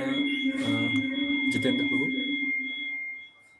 हरे कृष्णा प्रभु जी, दंडवत प्रणाम। हाँ धन्यवाद। प्रभु जी आवाज आ रही है मेरी? जी जी यार। प्रभु जी मेरा एक दो तीन जिज्ञासाएं हैं एक्चुअली में। अभी हमारे सोसाइटी के अंदर एक मंदिर बन रहा है और उस मंदिर को बनाने में सभी लोग अपना सहयोग कर रहे हैं, पर आपस में वो इतना ज्यादा लड़ते हैं चैटिंग के दौरान, और इतनी ईगो प्रॉब्लम उनको है, ऐसा करना है वैसा करना है। मेरा प्रश्न ये है कि अक्सर ऐसा देखा गया है प्रभु जी कि वैष्णव या कह लीजिए हिंदू कह लीजिए, ये आपस में हमेशा धक्का मुक्की क्यों करते रहते हैं? आप देखिए वृंदावन जाएंगे, हर आदमी भाग रहा है एक दूसरे को पछाड़ने के चक्कर में, जबकि मोमडन्स की मस्जिद में कभी कोई धक्का मुक्की नहीं दिखाई देती, गुरुद्वारे में कोई धक्का मुक्की नहीं दिखाई देती। तो उनको ये कैसे सिखाया जाए, डिसिप्लिन कैसे सिखाया जाए कि हर आदमी चाहता है कि उस वो तो स्वयं को कुछ मिल जाए, बाकी दूसरे जाएं भाड़ में। आपने देखा होगा अभी वृंदावन में काफी टाइम कई लोग मंदिर में मर गए, मतलब मंदिर में धक्का मुक्की के दौरान मर गए, मतलब किसी को कुछ परवाह क्यों नहीं है? तो और अगर परवाह नहीं है तो क्या भगवान ऐसे भक्तों की परवाह करते होंगे क्या? मंदिर में धक्का मुक्की के दौरान मर रहे हैं इस तरह, तो वो डिसिप्लिन कैसे सिखाया जाए? जन्माष्टमी पे आप देखिए जब भीड़ होती है सब एक दूसरे को भाग रहे हैं, तो ये हमारी शिक्षा में कैसे ऐड हो कि ऐसा नहीं करना? हाँ, ये वैसा ये सारे इस प्रकार की चीजें तो through the education system and परिवार के माध्यम से जो बिहेवियर जो सिखाया जाता है, वहां से ये सारी चीजें आने वाली है। बिकॉज आप देखिए मुस्लिम्स हो, वे शुरुआत से ही अपने बच्चों को रिलीजियस एजुकेशन देते हैं, समझाते हैं, डिसिप्लिन देते हैं, डिसिप्लिन सारा कुछ दे देकर फिर उनको आगे बढ़ाते हैं। बट हम लोग तो अपने बच्चों को ना हम ना हमारे पास कोई उस प्रकार की गुरुकुल है, ना उस प्रकार का प्रशिक्षण हमें मिल पाता है। अब वही देखिए, हालांकि इतना एस्टैब्लिश मतलब उतना मुस्लिम पॉपुलेशन ना होने के बावजूद भी फिर भी कम से कम वो लोग मदरसा के माध्यम से इत्यादि उनके कितने सारे हैं, तो उतने सारे गुरुकुल थोड़ी है। अगर गुरुकुल हो भी, हमारे लोग कहाँ बेचते हैं? वो तो वही क्रिश्चियन मिशनरी डालने में ही लगे हैं। देन फिर कहाँ उनको सीखेंगे ना? बिकॉज ये तो एजुकेशन के द्वारा आनी चाहिए। एक बार व्यक्ति बड़ा होने के बाद अपना अपना ओपिनियन तो कहाँ सुधार? इसलिए एजुकेशन से ही सुधार लाया जा सकता है। अगर वो ना हो तो बहुत मुश्किल। नहीं तो बड़े लोग कहाँ समझेंगे, कौन आपकी मेरी बात सुने? तो वैसे ही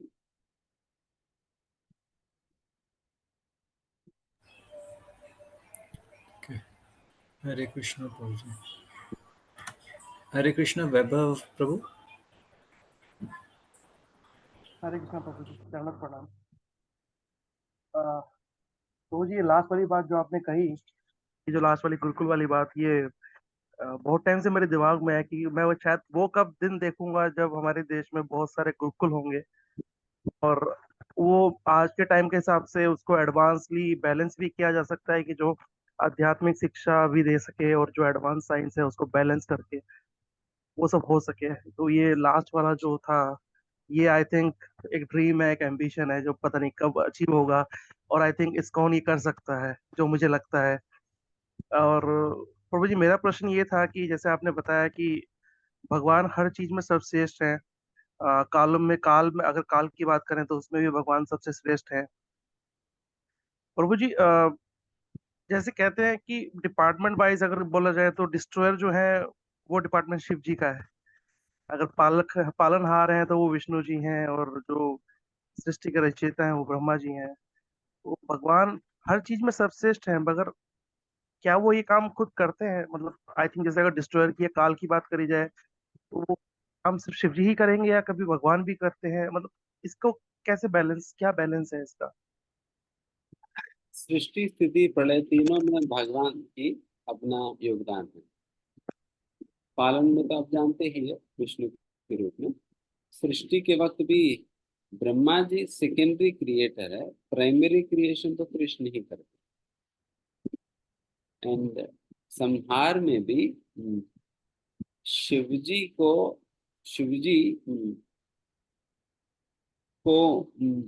मदद कहो या शिवजी को मदद करते हैं अनंत शेष जी, जो संहार के दौरान जो जिस अग्नि में पूरा सृष्टि जल जाता है, वो सारा अग्नि अनंत शेष के मुंह से निकलता है। तो उस प्रकार से अनंत शेष कौन है? भगवान का ही तो अंश है, कला विस्तार है। तो उस प्रकार से अनंत शेष के माध्यम से भगवान का इस प्रलय में भी अपना योगदान है। इस प्रकार से हर चीज। हरे कृष्णा बाबू जी। हरे कृष्णा रजनी माता जी।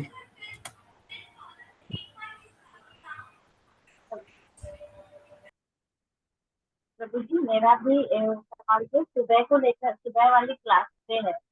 सुबह क्लास में संन्यास आश्रम, आश्रम बताया था, तो उसमें प्रभु जी के लिए है या फिर माताएं अपनी प्रभु जी के साथ आश्रम, तो हम जैसी माताओं के लिए क्या है? अभी हालांकि अभी तो हम दीक्षित भी नहीं है, पर हम जैसी माताओं के लिए क्या है? वानप्रस्थ आश्रम कैसे है, हम कैसे ले सकते? तो प्रभु जी ने बताया ना, वानप्रस्थ ऐसा जरूर नहीं कि पति ही मतलब पुरुष ही अकेला चले जाता है करके, बल्कि पति पत्नी मिलकर भी जा सकते हैं, मिलकर भी स्वीकार कर सकते हैं वानप्रस्थ आश्रम को। हमारे लिए मतलब हमारी जो परिवेश में वानप्रस्थ आश्रम को क्या मतलब है? केवल यही मतलब है कि हम फुल पति पत्नी दोनों पूर्ण रूप से कृष्ण की सेवा में लग जाते हैं, अपने कोई और नौकरी इत्यादि ना करते हुए। तो उसका तैयारी के संबंध में भी कई सारे बातें प्रभु जी ने समझाई, किस प्रकार से वानप्रस्थ की तैयारी करनी चाहिए। अपने फाइनेंशियली स्वतंत्र रहकर वो पूर्ण रूप से अपने समय को पति पत्नी दोनों ही कृष्ण की सेवा में अपना समय दे।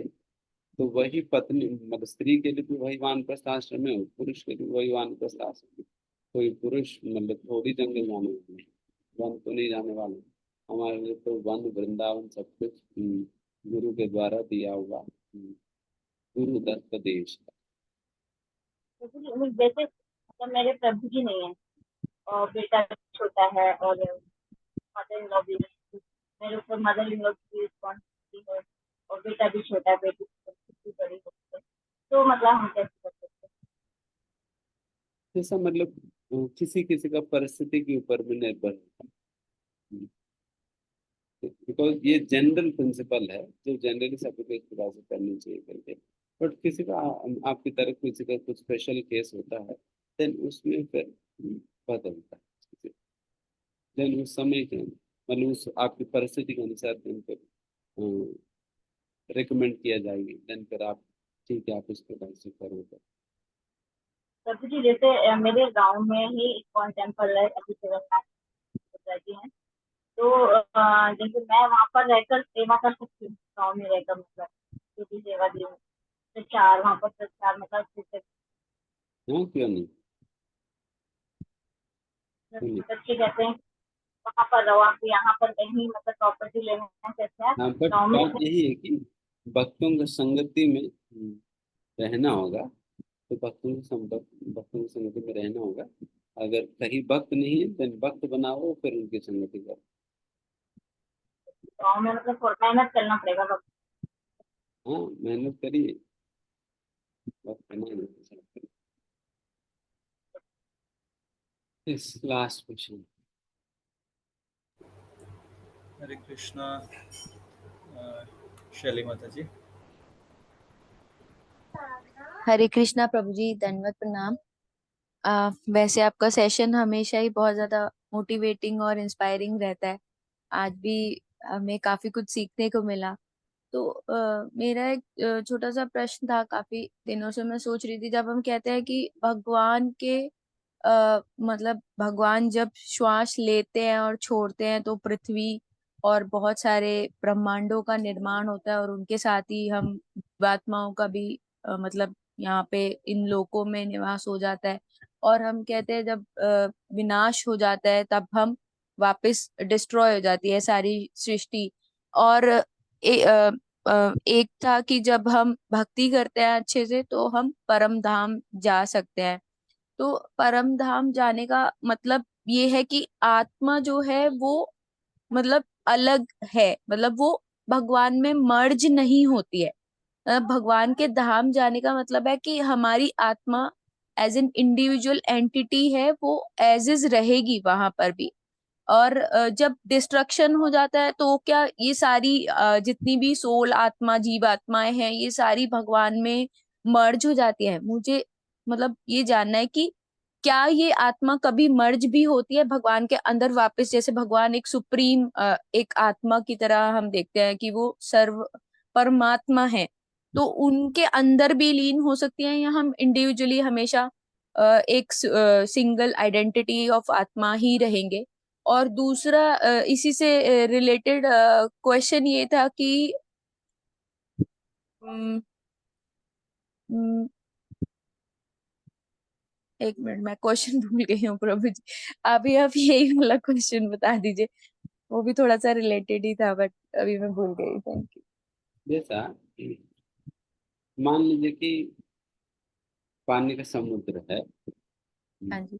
उसमें एक बूंद पानी में डालो, तो वो बूंद पानी उस समुद्र में मर्ज हो जाती है। उस बूंद को वापस मैं नहीं निकाल सकता, उस बूंद को मैं वापस नहीं निकाल सकता हूँ। इसको मर्जिंग कहते हैं, इसको मर्जिंग कहते हैं। इस प्रकार की मर्जिंग नहीं, इस प्रकार की मर्जिंग नहीं होता है। जिस प्रकार से एक बूंद पानी समुद्र में डालने पे वो बूंद मिल जाता है समुद्र के पानी में, वापस वही वाला बूंद आप निकाल नहीं सकते। बट जीवात्मा के केस में ऐसा तो नहीं हो रहा है ना। जीवात्मा भगवान के शरीर में प्रवेश करने के बावजूद भी जब वापस सृष्टि होता है, वही जीव वापस आ रहे हैं। अगर मर्ज हो गया तो फिर निकलना नहीं चाहिए था। उनके अस्तित्व खत्म हो गया, उस बूंद पानी का अस्तित्व खत्म हो गया। फिर जीव मर्ज विष्णु के शरीर में जाकर मर्ज होने का मतलब उस जीव की अस्तित्व खत्म हो जाना चाहिए। अस्तित्व खत्म नहीं हुआ, इसका मतलब ये नहीं, इसका मतलब ये है कि वो जिस प्रकार की मर्जिंग हम कहते हैं उस प्रकार की मर्जिंग नहीं होते हैं। वो केवल जीव भगवान के शरीर में जाकर रहते हैं। एक लुप्त अवस्था में, एक डॉर्मेंट स्टेट में, जैसा हम सो जाते हैं उस प्रकार से बहुत लंबा समय तक जीव भगवान के शरीर में जाकर सो जाता है। एंड फिर वापस जीव जगकर वो वापस आता है जब सृष्टि होती है। उस प्रकार समझना होगा। बस मर्जिंग है तो फिर वापस ही नहीं निकलेगा, खत्म ही हो। समझ में आया? हम्म। तो प्रभु जी ऐसा कोई वो नहीं है कि मर्जी हो जाए हमेशा के लिए। और दूसरा जो इसी से रिलेटेड क्वेश्चन था ना वो ये था कि जैसे जो देव और राक्षस हम बात करते हैं जितने, जैसे हिरण्यकश्यप या हिरण्याक्ष जो राक्षस हैं उनके पास भी बहुत सारी पावर्स थी, चाहे वो वरदान मिलते थे उनको या श्राप मिलते थे, उनके थ्रू उनके अंदर ना पावर्स आ जाती थी। तो जैसे हम कहते हैं भगवान तो सुप्रीम लॉर्ड है, उनके अंदर तो सारी सब चीजों से परे हैं, वो सब चीजों की ताकत है, उन्हीं के हम थोड़े बहुत अंश है तो हमारे अंदर भी इसलिए बाकी जैसे मन बुद्धि अहंकार हमारा भगवान से ही आया हुआ है, ऐसे ही राक्षसों और देवताओं में भी आया है। तो देवता भी जब पृथ्वी पे आने की इच्छा करते हैं तो उनको भी भगवान पृथ्वी पर भेज देते हैं क्या, या लोकों में भेज देते हैं? अ, जैसे बोलते हैं कि मनुष्य ने ही चुनाव किया होता है कि आपको पृथ्वी पर जाना है या नहीं जाना है, तो जीवात्मा ही चुनती है कि अब मैं बोर हो चुकी हूँ और मुझे धरती पे भेज दो, और भगवान फिर हमें यहाँ भेज देते हैं। तो इस तरह क्या देवताओं को भी भगवान भेज देते हैं क्या वहां से, फिर वो भी इच्छा करते रहते हैं धरती की तरफ देख के कि मनुष्य ऐसे जी रहे हैं? तो ये दो क्वेश्चन है, मतलब कि वो मर्ज करने का कोई और मेथड भी है या बस परम धाम जाने का ही अभी तक हमें पता है कि वहां ही जा सकते हैं? और दूसरा ये कि फिर अगर हम किसी और योनि में भी चले जाते हैं, देव योनि में भी जाते हैं, तो वहां से भी फिर भगवान वापस धरती पे भेज देते हैं। ऐसा है।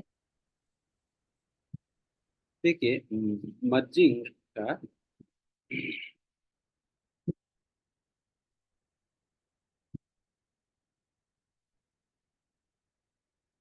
desire to merge in the existence of the Lord is spiritual suicide. एक प्रकार से आध्यात्मिक आत्महत्या है।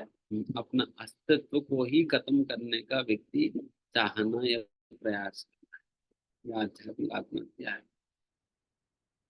Spiritual suicide.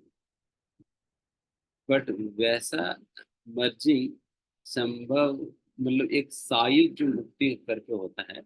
सायुज मुक्ति में व्यक्ति ब्रह्म ज्योति में स्थान पाता है, एक जीव ब्रह्म ज्योति में स्थान पाता है। बट ब्रह्म ज्योति में स्थान पाने के बावजूद भी उनकी अस्तित्व खत्म नहीं होता है। ब्रह्म ज्योति मतलब भगवान के शरीर से निकलता हुआ तेज है, प्रकाश है, जो कि करोड़ों सूर्यों की समान तेज है। जैसे लोग कहते हैं ना, भगवान एक लाइट लाइट है करके, इसी को ही कहकर ब्रह्म ज्योति को ही वो लाइट लाइट लाइट कहते हैं। और ये जो ब्रह्म ज्योति में स्थान पा सकता है साई मुक्ति के अंतर्गत, बट ब्रह्म ज्योति में स्थान पाने के बावजूद भी उनके अस्तित्व खत्म नहीं होता, बिकॉज जिस प्रकार से लाइट के अंतर्गत एलिमेंट्स होते हैं फोटॉन्स करके, light is made up of photons. Although light seems to be homogeneous, homogeneous लगेगा, but in turn light is made up of this photons। उसी प्रकार से ही एक कांति भी, ब्रह्म ज्योति भी होमोजीनियस लगे, बट इसमें फोटॉन्स की तरह ये जीव है, अनंत जीवों से ही बना। तो इस प्रकार से जीव के अस्तित्व कभी भी किसी भी अवस्था में खत्म नहीं हो सकता। तो एक तो ये पॉइंट है। एंड दूसरा, देवी देवताएं, यस, भगवत गीता में कहते हैं क्षीणे पुण्य मतलोकम विशंति। जब पुण्य क्षीण हो जाता है, जब पुण्य खत्म हो जाता है, देन उनको योग्यता खत्म हो जाता है, वहां पर बॉडी से स्वर्ग में या देवी लोकों में रहने का योग्यता खत्म हो जाते हैं, उनको भेजा जाता है, आप वापस जाओ, पुण्य कम करो करके भेज दिया। इस केस में भी वो लोग वापस आते हैं। एंड कभी कभी देवी देवता ही इच्छा करते हैं, जैसा भागवत में ही लिखते हैं, वो लोग ये इच्छा करते हैं कि अरे ये तो कलयुग में सभी लोग जो जन्म लिए थे इस्कॉन में जाकर आराम से 16 माला करके 4 नियम का पालन करके ये भवदान चले जा रहे, तो हम तो यहाँ पर क्या कर रहे हैं, बेकार। यहाँ कितना भी तपस्या करो यही घूमते रहते हैं। तो देखो इस्कॉन वाले सभी भगवतम जा रहे, तो बेहतर है कलयुग में जन्म ले करके फिर वो पृथ्वी में जन्म लेने आते हैं, ताकि चैतन्य महाप्रभु की हरिनाम संकीर्तन के आंदोलन में भाग ले सकें। ये भागवतम बताते हैं, देवी देवता चाहते हैं कि वो कलयुग में संकीर्तन यज्ञ में भाग लेकर आसानी से भगवान को प्राप्त कर सके, तो वो लोग भी आने की संभावना है। तो वो लोग आप कंप्लीट करने के पहले ही आप चले जाए। हरे कृष्ण। हरे कृष्णा प्रभु जी। हरे कृष्णा प्रभु जी, धन्यवाद, प्रणाम। प्रभु आपने बहुत सुंदर तरीके से हमें आज श्रीमद् भागवतम की श्लोक बताए, बहुत ही सुंदर तरीके से। आपके बहुत ही सुंदर एसोसिएशन के लिए प्रभु बहुत बहुत धन्यवाद। हरे कृष्णा ऑल डिवोटीज। हम प्रभु जी का एक बारी हरे कृष्ण महामंत्र के साथ धन्यवाद करते हैं। हरे कृष्ण कृष्ण कृष्ण हरे हरे, हरे राम राम राम हरे हरे।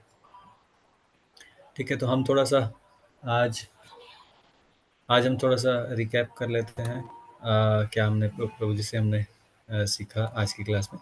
तो प्रभु जी ने हमें बताया कि एक तो हमें प्रेजेंट में रहना चाहिए, प्रेजेंट में जीना चाहिए, है ना, क्योंकि सब कुछ प्रेजेंट ही मानना चाहिए, क्योंकि जैसे आध्यात्मिक लोक में समय का कोई प्रभाव नहीं होता, तो उसी माइंडसेट में रहना चाहिए, फुली कॉन्शियसनेस, मतलब कॉन्शियसनेस में रहना चाहिए, फुली कॉन्शियसनेस और विद कृष्णा के साथ, है ना। तो तभी हम प्रेजेंट में जी सकते हैं, जिसमें समय का कोई प्रभाव नहीं रहता, ना फ्यूचर का ना पास्ट का, ना। तो वो आध्यात्मिक ही बन जाता है सब कुछ। जब हम कृष्णा के साथ फुली कॉन्शियसनेस में रहते हैं तो सब कुछ प्रेजेंट ही रहता है फिर। दूसरा हमने सीखा कि जो आई है, मैं से ईगो आता है, अहंकार आता है।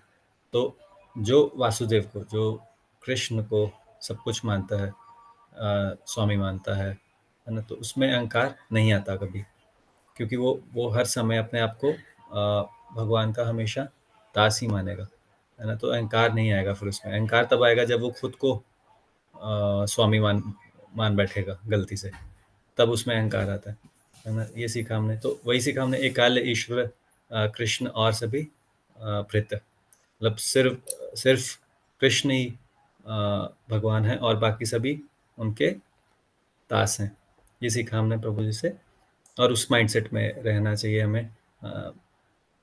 और एक हमने सीखा कि डिवोटी जो रहते हैं, कृष्ण के जो डिवोटी रहते हैं, वो हर चीज़ में कृष्ण को ही देखते हैं, हर चीज़ कृष्ण की ही मानते हैं, है ना। तो हर चीज़ में वो कृष्ण को मानते हुए कृष्ण की सेवा में उसको उपयोग करते हैं, हर चीज़ को। तो उनको हर समय, मतलब हर चीज़ ही उनको कृष्ण ही दिखती है ना। तो ये हमने प्रभु जी से सीखा। ठीक है, इसी के साथ आपका बहुत बहुत धन्यवाद डिवोटीज। आप ऐसे ही श्रीमद् भागवतम की क्लास में हमेशा जुड़ते रहिए हमारे साथ प्रभु जी के साथ। इसी के साथ हम क्लास को भी विराम देते हैं। वांछा कल्पतरुक्ष कृपा सिंधुभ्येव च पतितानां पावनेभ्यो वैष्णवेभ्यो नमो नमः। अनंत कोटि वैष्णव वृंद की जय। श्रील प्रभुपाद की जय। निताय गौर प्रेमानंदे। हरि हरि बोल। Hare Krishna devotees, thank you for joining. Hare Krishna.